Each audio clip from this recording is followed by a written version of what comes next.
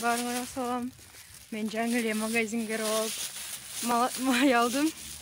Майды алдым, азыр үйгө болуп пирог жасайм. Үйдө алма бар экен. Алмадан пирог жасайм. Неге колум мынтип атам? Билбейм.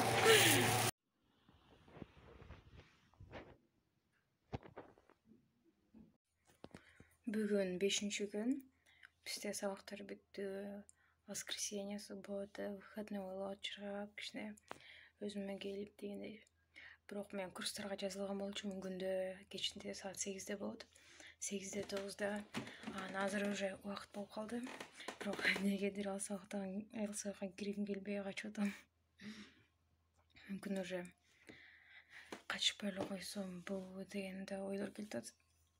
Ал универге тиешелүү эмес, мындай эле кошумча өзүм үчүн сабактар болчу. Силер да ушундай болобу? Бир нерсе жазылдыңар, кичине баштадыңар окуп, анан кийин дальше учитель кереги жок экенин түшүнөсүңөр да. Мугалим кереги жок, анан өзүңөр эле оңоюраак, анан батыраак өзүңөргө ылайыктуу убакытта окугандай болосуңарбы? Что-то азыр мен кечинде математикадан вопростор решать этип отурайын дедим элем, же физиканы окуп, анан курс башталып калды, курска киргим келбей атат. Лучше ютубтан үйрөнүп алсаң жакшы. Мен өзүм көптөн бери Баскелек районго келгем. Бул жактан кофе сатып алайын дегем, бирок кофейня жок экен бул жакта вообще. Что-то Бишкекте кофейня индустриясы көпөнүп эмес. Ошо некоторые жакта эле бар. Ошо кофейня издегенге кеттим. Хочу выпить кофе, а то бул жак аябай суук.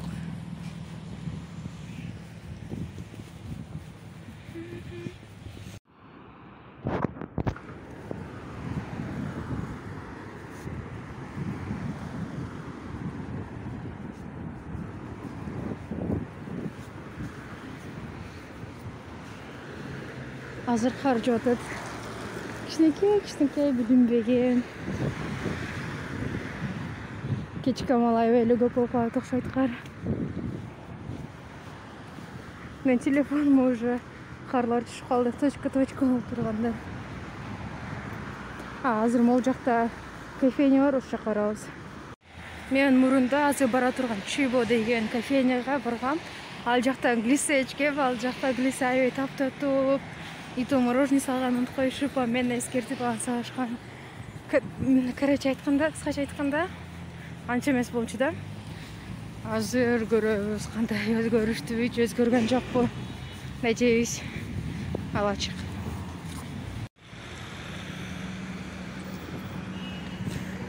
Мен оюмча, Бишкектеги эң узун зданиялардын бири Шератон. Андан кийин бул Жалартис болуш керек. Бул жакта стройка болуп атат.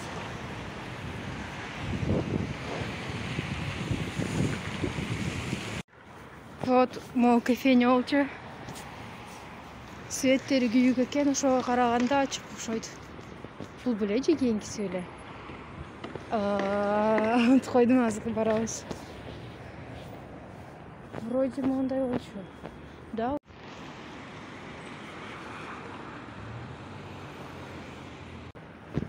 Бул жакта Чибодо кофейнянын аты жазылып турчу, азыр эмнегедир жазылуу эмес экен. Ладно, азыр кирип көрөйүнчү. Мен байкаганда мурункусунда келгенде бул ресторандын дизайны точно ушундай болчу. Ресторанын аты өзгөрдү, бирок дизайн ошончо эле калып калыптыр. Даже могу тасмал точно ушундай болчу мен мурункусунда келгенде.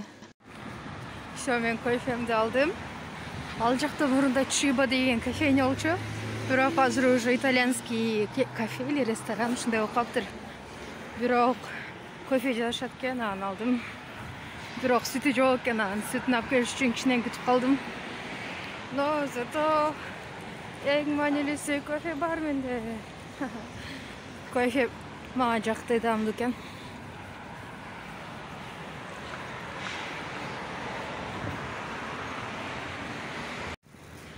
Биринчи жолу идеальный оздун көрүп атам.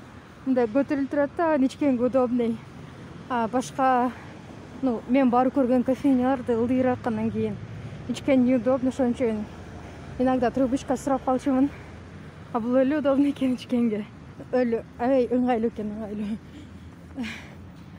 Ошо эми үйгө кетип атам. Биздин Бишкекте Point B деген тандырный самсы бар экен. Менин билишимче, Америкада окуйм. Россияда Point бир нерсе деген кофейня бар, Point 24 эле. Короче, Point бир нерсе деген кофейня бар. А бизде Point B деген самсы саткан жер бар экен. Азыр мен биз өткөн темалар боюнча жардам жатам. Сабактар англисче болгондун эң чоң жакшы жагы биз өткөн темалардын обязательно бар экен, интернетте бар. Даже өзүң тандайсың да учительдерди. Ал эми кыргызча, орусча болгондо YouTube'дан, интернеттен да башка тармактардан издеген аябай эле кыйынчыраак болуп калат да. Мурда күнү апам көлдөн келген, ошон үчүн туугандар бизге толтура алмай берди. Ошон үчүн мен бул жака турап, азыр нар жакта панкейк жасатам. Панкейк менен кошо ойноп жештим. Сонун болду. Алманы көргөндө мен болсо эмне элестетем? Будущее бул панкейк менен жейилет деп, же болбосо алмадан жасалган пирог болот деп эметем. Уже пирогду күчү жасагам, азыр панкейк менен.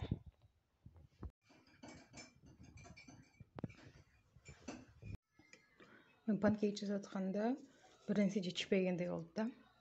А мен ага сироп жасап койдум. Эми монтип жасалат. Ау.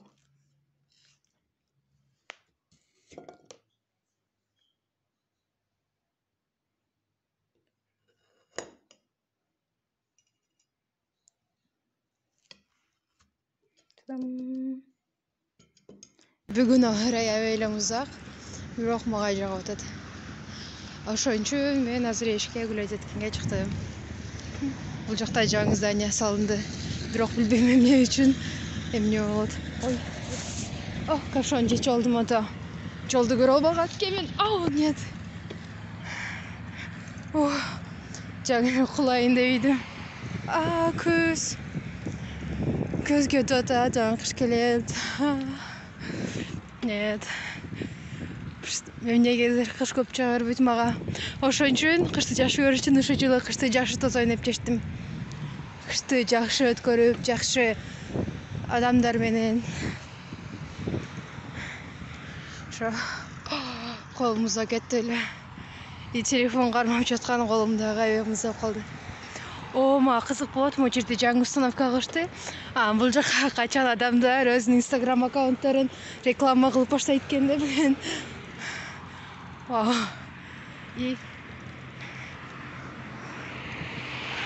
Мен азыр курткачамын.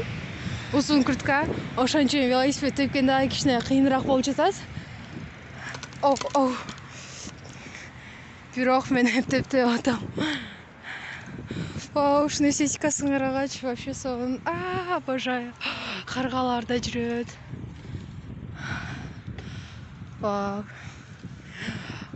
Азыр Адрианага барып кофе ичсең сонун болмок да. Было бы хорошо. Но бүгүн мен кофе жок жүрөм. Бүгүн, по-моему, ичпейт окшойм. Үйдө кофе бар болчу. Бирок ал уже түндө калыптыр. Адан уже кофе жасаганга аябай дам болбой калат го дейм. Ну ладно. Чыдап турам, кофе жок еще.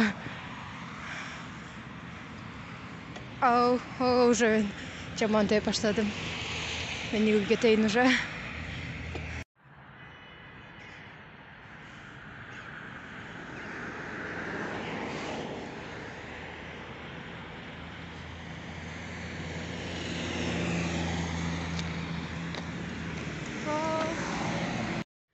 Мен буну кантип адамдар жазып атканын түшүнбөй атам. Өзү стеклонун аркасынан турат, потом жазып атат бака. Бизге тура эле көрүнүп атат, ал өзү ошондой зеркальный кылып жазып атабы.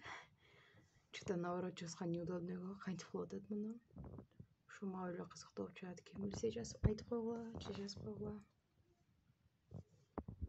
Мен өзүм бир нерсени түшүндүм. Бул биз ар дайым бир нерсени эңсеп жүрүш керек экенбиз. Мисалы мен университетке өтө электе ар дайым башкаларды көрүп алып, мынтип эңсеп жүрчүм да, мен дагы университетимдин ушундай тетрадин, блокнотун алып, ал жака эмне кылыш керек экенин жазып, потом мондай черточка кылып кылсам деп аябай эңсечүмүн.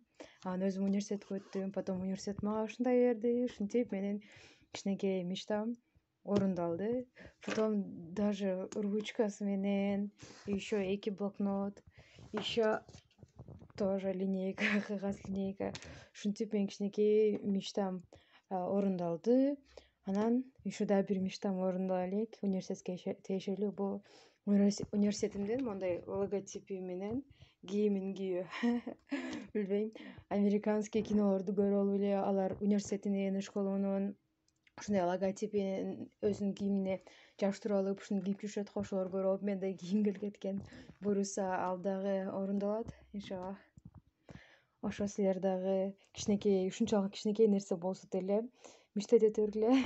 Буюрса өзүңөр байкабай эле бул болуп калат экен. Мен да өзүм байкаган эмесмин, отуруп случайно эле байкап калдым алгандан кийин, көптөн кийин. Жана мырзалар, баарыңыздардын бүгүнкү студенттерге арналган концертке кош келиңиздер жана студенттер күнү менен чын жүрөгүбүздөн куттуктамакчыбыз. Hello dear ladies and gentlemen, good morning, good afternoon, good evening, dear friends. And now on here, I want to congratulate everyone who's sitting here and watching us. So dear ladies and gentlemen, dear friends, let's make this celebration together. Now umudumuz sizlersiniz. Biz Сделаем фото ümit с ediyoruz ki видеоселектором. Kırgızistan geleceği sadece Kırgızistan geleceği değil, dünyanın geleceği sizler olacaksınız. Наш ректор O yüzden sizlerden ümidimiz çok büyük. Санжарбек Sizlere Эрдалатовда. teşekkür ederim. Sağlık, sıhhat, afiyet dilerim. Yani bu eğitim döneminde hiçbir zaman vakit kaybetmeyin. Olan bütün emeklerinizi eğitime harcayın. Kendinizi geliştirmeye bakınız. Size teşekkür eder. Бул 4-тилде Bugünkü сүйлөбөт. gününüz Биринчи bereketli geçsin. англисча Bugün сүйлөдү, öğrenci günü. кыргызча, İnşallah seneye орусча, artık offline азыр түркчө. şekilde sizlerle görüşmek üzere. Teşekkür ederim. Кандайсыңар? Бизде уже кар жаады. Ушундай болуп турат. Мен жаңы эле уже магазинден келдим. Толтура продукт алдым, алар сумкамда. Еще мен кофе алдым. Бүгүн студенттердин күнүнө карата американ алдым. Көптөн бери американ иче элек болчумун. Белим ооруп кетти, оор нерсем баарын көтөрүп атып, белим анан колум жаңы эле. Азыр эртерээк үйгө жетем. Жылуу американымды үйгө чейин ичип барам. Эгер силер студент болсоңор, силерди бүгүнкү мейрамыңар менен чын жүрөктөн куттуктайм. Жакшы окуп, өзүңөр каалаган максаттарыңарга жетишкиле. Ошо. Менин кофем уже төгүлүп баштады. Көрүнбөйт окшойт э. Каплясы түшүп, о my goodness. Тамчылап баштады. Все, мен камераны өчүртүрүп, уже кофемди ичкенге баштайын. Ой, ичип баштайын. Да, бетимде могу кызыл точка көп көңүл бурбай эле койгом. 2-3 күндөн кетип калат. Кстати, ушул влогту дейм да, влогту 2-3 күндүн ичинде тарттайм, бир күндө тарткан жокмун. Ошон үчүн погода амсен өзгөрүп кетти. Таң калбагыла. Белим, все. Мен кеттим, давайте. Мен бул жакта сонун фрикасе тамак жазып атам. Бул жакта бизге суши келди. Почему только одно положил? Биздин үй бүлөбүзгө суши жаат. Аябай туман болуп кетти. Евгения Эмида. Бизде кайсыдан дейм? Токио суши. Жок, бул суши эмес, бул менин тамагым. Мен идеальный экинчи фрикасем даяр болду. Биринчини мен башкактан даярдагам, үйдөн эмес. Тадам! Вкусно выглядит. Все, мен өзүмдүн тиякта жумуштарым менен бүттүм. Чай ичип дегендей соусын даярдап. Эми бүттү. Окуш керек. Бизге тапшырма берди. Вот уж тапшырманы жазышым керек. Музыка коюп жазам. Мага музыка окуган жагып атат. Силерге сабак атканда музыка коюп окуган жагабы же музыка жокпу? Мага болсо ар кандай по настроению демекчи. Аз настроение музыка окуганга болуп атат. Музыка коюп сабак окуйм. Эмнегедир азыр мага Сэм Смиттен Diamonds деген өлө жагып атат. Ладно, видеосы жок болсо деле өлө жакшы экен. У меня есть Моя любовь. Инстаграм и YouTube канал. Обожаю. Я живу, кто не знает, я живу между Нью-Йорком и Лос-Анджелесом сейчас. Я жила 3 года в Нью-Йорке, работала там, училась. И сейчас я переехала в Лос-Анджелес, потому что этот год для всех, в принципе, был достаточно... Мен ачичен что-то били бабушка окшоп калдым. Чем мага так кажется. Знаю. Ошон үчүн ачки кийгенин уябап атам. Бирок меники минус болуп кетти. Ошон үчүн кийдим. Меники азыр минус 0,75. Evet. Онлайн обучение ушундай минус калды, так минус эмес болчу меники. Онлайн окуу болгонуна байланыштуу менде продуктивность дагы аябай азайып кетти. Ошондуктан бул видеону көрүп өзүмө tip and tricks алдым.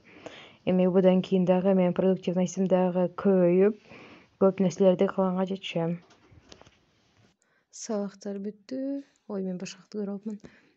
Эми буга галочка коебуз. Акыркы сабак жаңы эле бүттү. Саат канча болду? Азыр 4-төн 48 мүнөт өттүр. Мен ызык кофе, ызык, потом круассан алдым. Бирок мен үчүн эмес, өзүм үчүн эмес. Кыргызча унутуп койсом керек. Мен бир заматта ар жакта бире жеп отурупту. Мустакта, мустак. Анан акча сурап отуруптур. Кичине тыйын берип койдум. Анан үшүп жатасызбы десем, ооба үшүп атам дейт. Ач колдум дейт. Анан ушуну берип коеюн дедим. Бирок өзүм акчам эмес, албетте бул апамдын акчасы болчу. Все, мен уже берип койдум, бирок эжени сүрөт видеого тартпай деле коеюн. Так, кеттик уже үйгө. Мен ошол көптөн бери өзүмдү мосткам күтүп атам, ал келбей атат дагы эле. Ой, тоңуп кеттим. Тетте мен мосткам эмес экен. Мурунда бул жака ар дайым велосипед менен келчү элем. Мостко көтөрүү деген проблема жок болчу.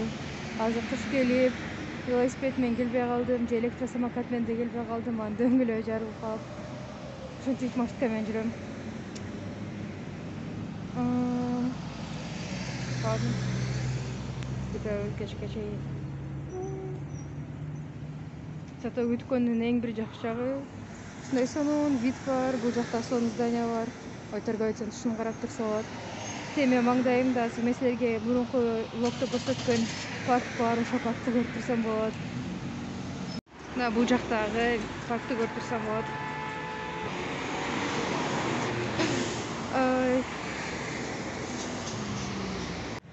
Мен ушуну менен өзүмдүн видео блогумду бүтүрөм. Баарыңарга жакты деген ишеничтемин. Эмне жакпаса айтып койгула, мен эмкиде өзгөрткөнгө аракет кылам. Пока.